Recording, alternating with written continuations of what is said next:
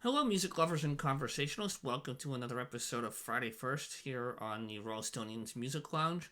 Tonight, I am excited to share with you a different kind of a spin on Friday First. Usually, I just show the artist and their music that I'm featuring, whether it's a debut album or a first time type of an album that I picked up from an artist. And I'll also give a little bit of a background on them. But tonight it's a review and a review of a show that I recently went to and a Friday First debut album review. So first off, we have the review from the show, which was last Thursday, I think it was. Let me see on the calendar. Yeah, the 14th, I went and saw Venable for the second time. The last time I saw her was pre pandemic in 2018. She was with Mike Zito and Bernard Allison in the Blues Caravan tour that Roof Records puts together every year except the pandemic year. I think they did start with the pandemic year and had to obviously cancel it, but it's usually a three-piece band. They put together a couple of guitarists and whatnot, and it's just a fantastic evening of music. You get to see some really great talent on stage, and when I first saw Venable, she was probably, I'm thinking 16 or 17 at the time. And what was cool about it was she got to play with Mike Zito and Bernard Allison on stage. And what was really cool for the audience to see is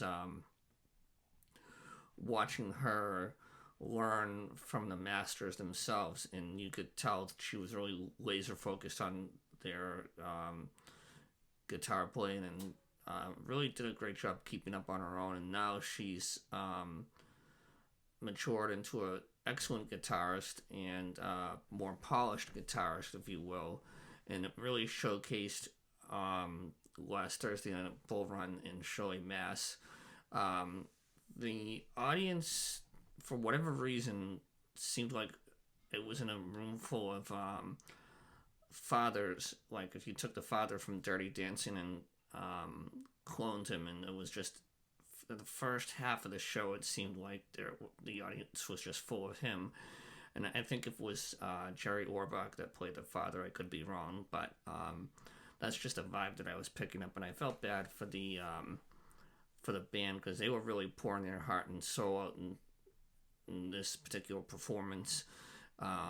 They were tight. They sounded phenomenal. My only situation or problem that I had is my seating.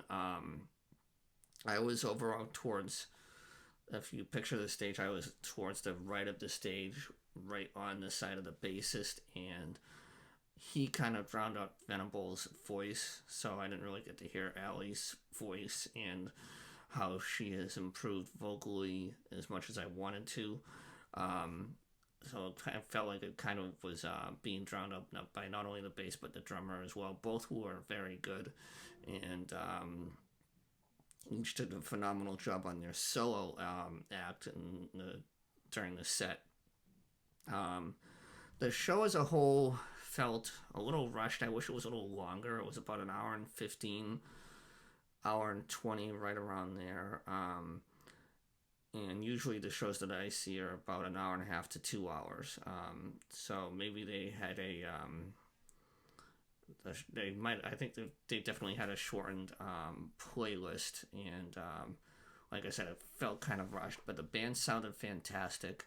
The music overall sounded great, and if you get a chance to see Ellie Venable in your town, I highly recommend it. She's one of what I call the future stars of the blues, and I thought I'd take a few minutes to go over the debut album and show you what I have for her collection.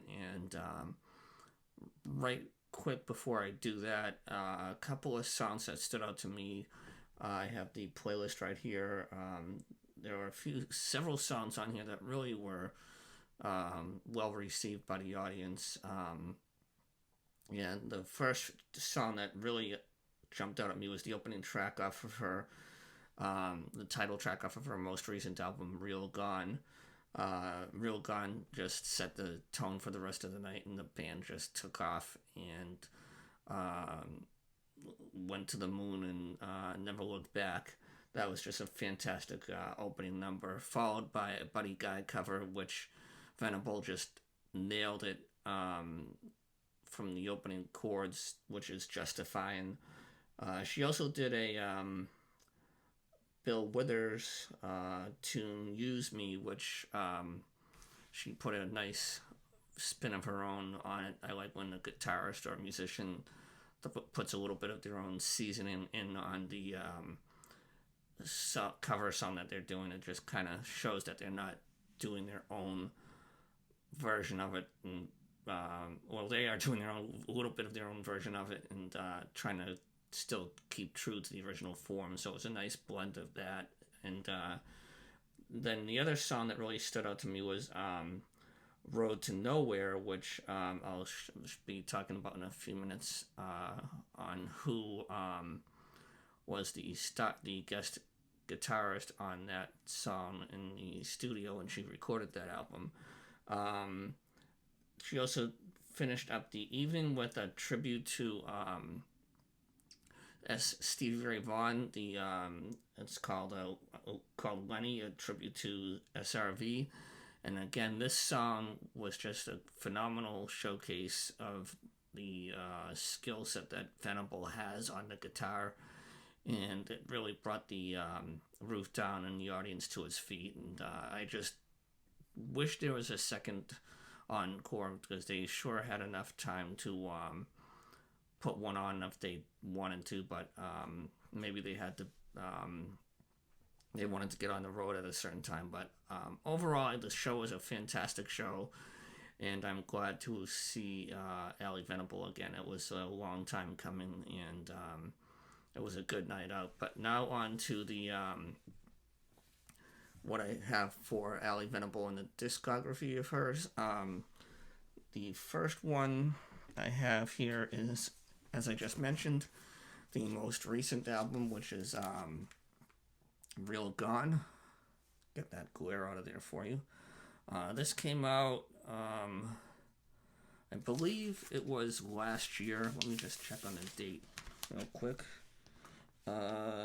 Yes, this was 2023. And I'll show you the track listings here. I really wish that for this particular set list they included the Texas Louisiana, which is the song that Buddy Guy is featured on the album, but unfortunately they did not have that, and I mentioned how that was one of my favorites. I mentioned that to Allie Venable after the show, and she agreed that's one of her favorites too, and she said that she is looking to put that back into her set list in the near future, so it would be interesting to see who played the role of Buddy Guy, so to speak. Next up is her album Heart of Fire, and I was also able to bring this with me and buy a copy of it on vinyl and get it signed, as you can see. And the track listings on the back here. Get that. Sorry again for the glare. I'll just take this out of the plastic. Maybe that'll help. And this is another solid album of hers.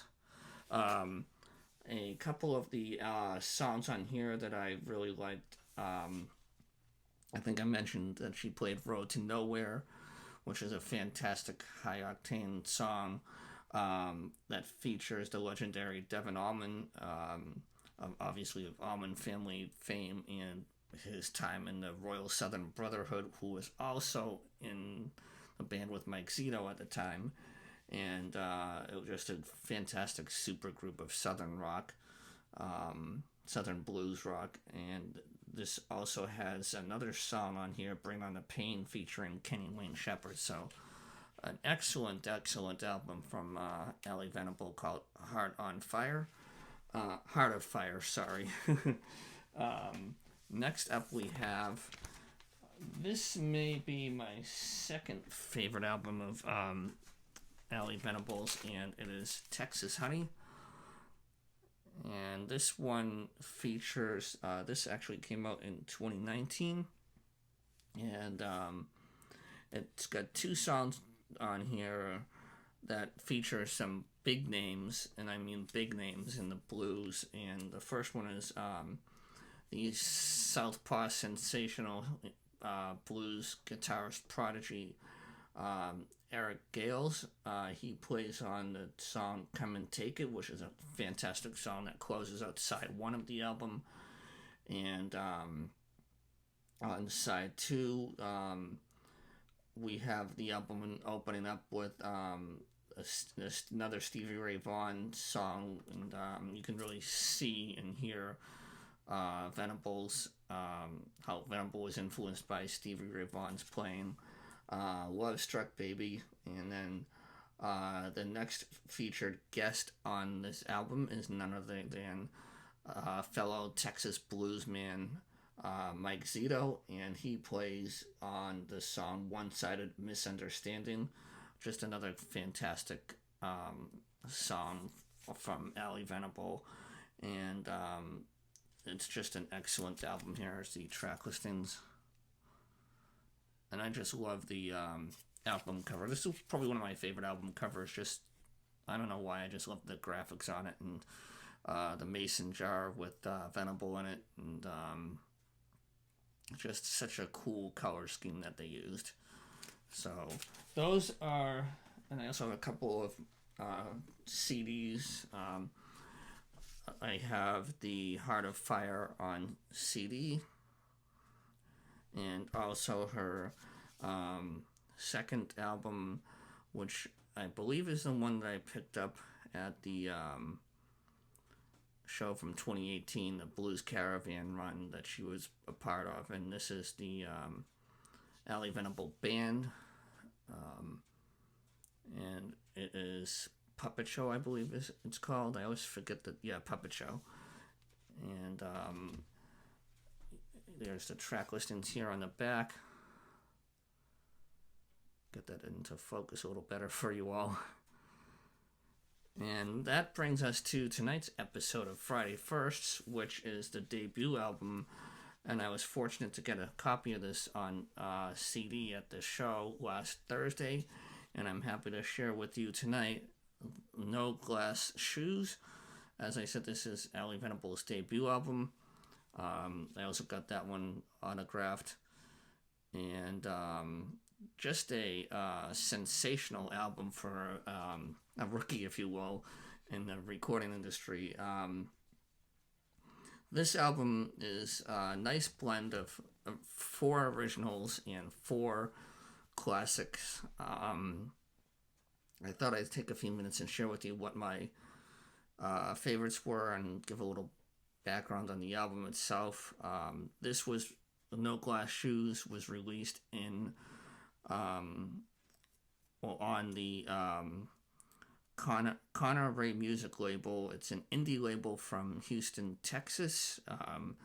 They focus on roots, blues, Americana, rock, and jam type music. And the album was produced by Rock Romano and harp blues legend Steve Crace.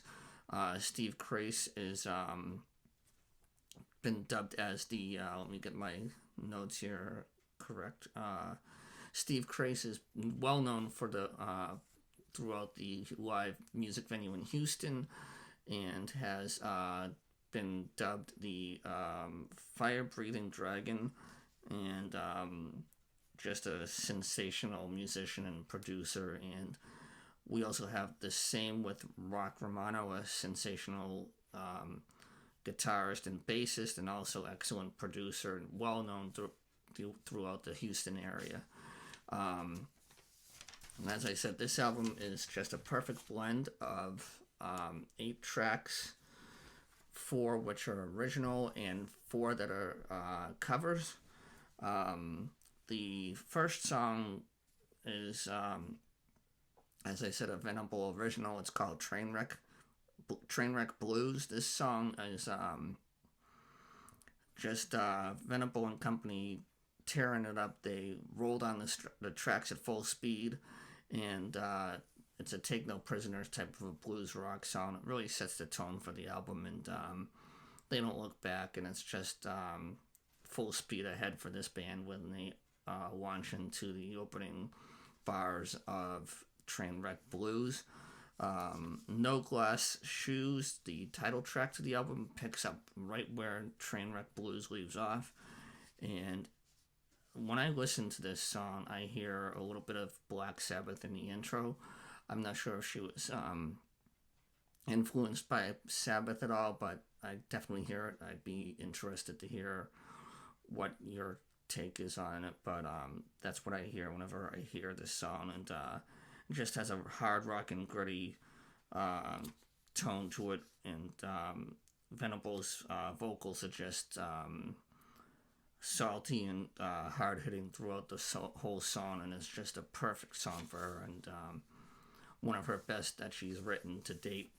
And I'm happy, like I said, I'm happy to have a copy of it on some form of vinyl, or in this case CD. Let's see here. Next we have another strong rock and blues tune called Woke Up This Morning. Venable really lays it out in this one. She finds her limit for her vocals on it and really goes beyond what her vocal range is and just blows the roof off the recording studio. You can hear and feel the passion in her voice throughout the song, and it's one that's definitely worth checking out. Woke Up This Morning.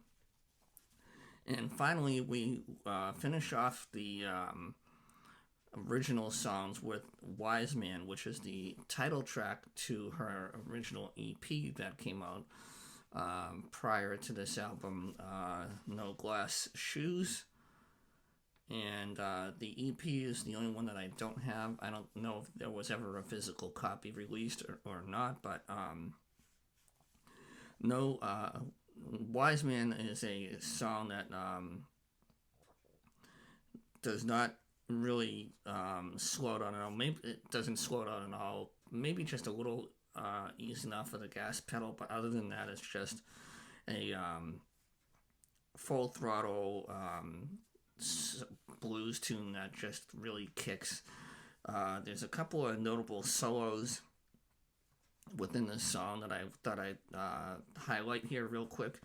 At the 128 marker, there's a quick drum solo followed by a sensational electrifying blues riff, or solo I should say, on the guitar, courtesy of Venable at the 135 marker, and a very cool organ and keyboard solo at the 155 marker for all you piano / organ blues fans.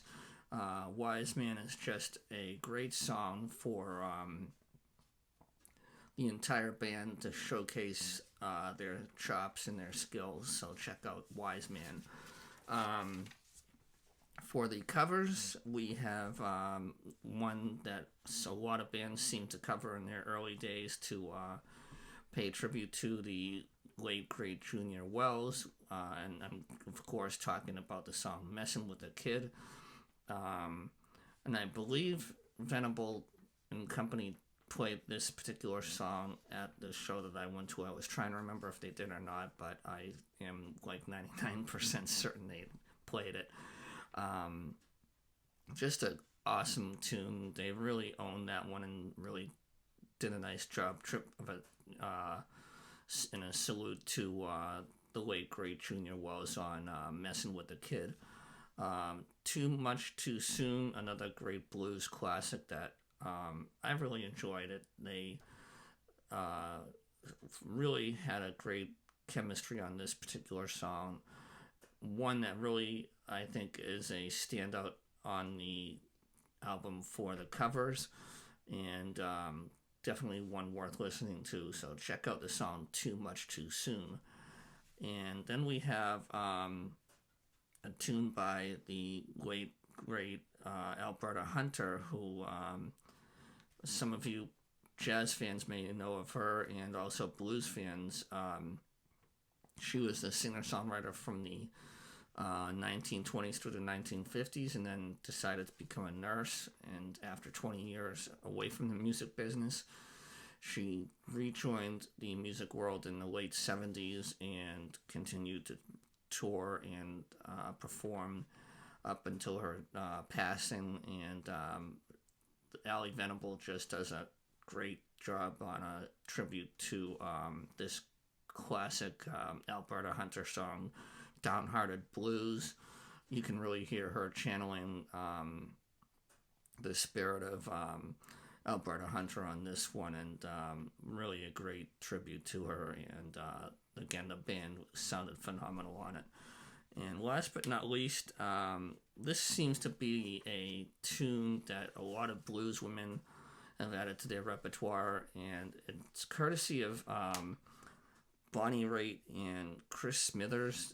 They teamed up to write this particular song, Love Me Like a Man, and they just really did a great job on this one. Venable was amazing on this, both vocally and on the guitar as well, and it's one that I think stands out as a great job on a cover by Venable.